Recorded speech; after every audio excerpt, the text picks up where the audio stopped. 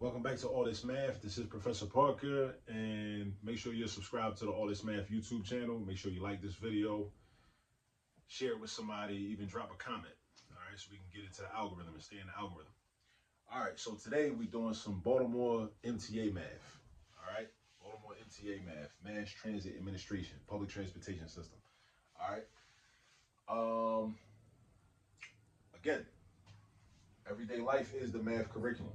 So with that in mind, I've decided to make a video and a lesson dealing with transportation, public transportation. So there's a one-way fare, which is $2. You can buy a day pass and get unlimited travel for a day for $4.60, or you can buy a 7-day pass, right? Which is unlimited travel for 7 days for $22. I'm pretty sure. All right. I'm pretty sure it's like a day pass times 7 or a 7-day day pass. All right, now what I want us to do is to compare the cost of travel to and from work. So imagine you gotta go to work for 7 days and you try to make the most economical decision. You try to decide, like, should I just pay the one-way fare for 7 days? Should I get a day pass for 7 days? Or should I just buy the 7-day pass, right? What makes the most sense economically? So when we do mathematics, we can make better decisions. That's one of the reasons that we do math. One of the reasons we learn math, so we can do math and then make better decisions.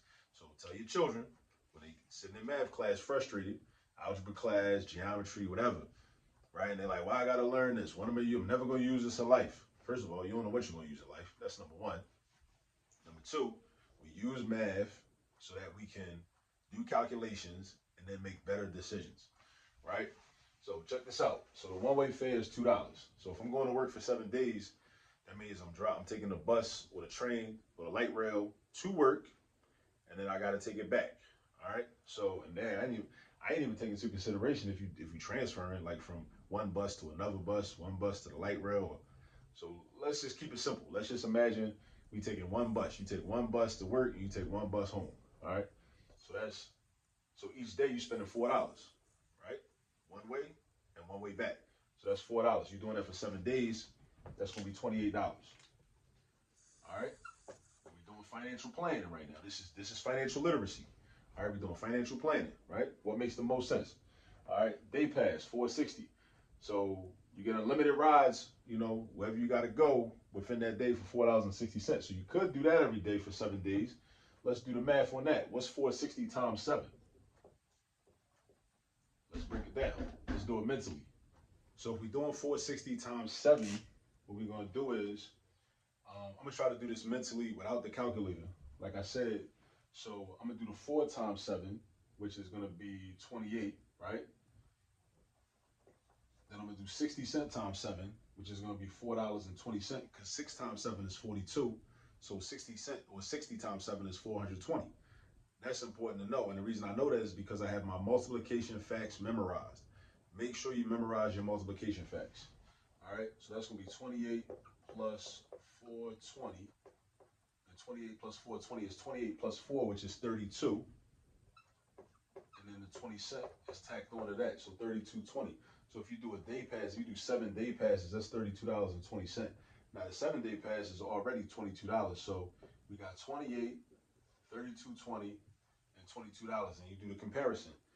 The 7-day pass is the cheapest option, Now, yeah, either way, like, even if you're not going nowhere else, right? If you're just going to work and coming home, that would be $28, right? The day pass, you don't really need the day pass if you're not going nowhere else. You're not going out nowhere else. You're not going shopping, going to the store, But then again, like I said, it does make a difference if you're traveling to like other places. You know what I'm saying? Like, or no, not traveling other places. What I meant to say was, if you transfer into like different buses, different trains, maybe the bus to the light rail to the bus, different things. You know what I mean? So yeah, so just, a way to, again, everyday life is the math curriculum. Everyday life is the math curriculum. So in everyday life, people got to take the bus, people got to take the train, people got to get transported around. You might want to save money, and not take a Lyft, not take an Uber. You never know, right? So these are the calculations that you can do, to help you to practice your math skills in order to make good decisions, because that's why we learn math. That's one of the main reasons we learn math, is so that we can make good decisions. A lot of times we don't make good decisions because we don't think mathematically and we don't do the math. We don't do the calculations. So learn the math. And the more math you learn, the less you'll be scared of math. If you are scared of math, right? Your fear of math will dissipate. It'll start to go away just because you're practicing, right? And then you'll be able to make better decisions. All right. See you on the next video.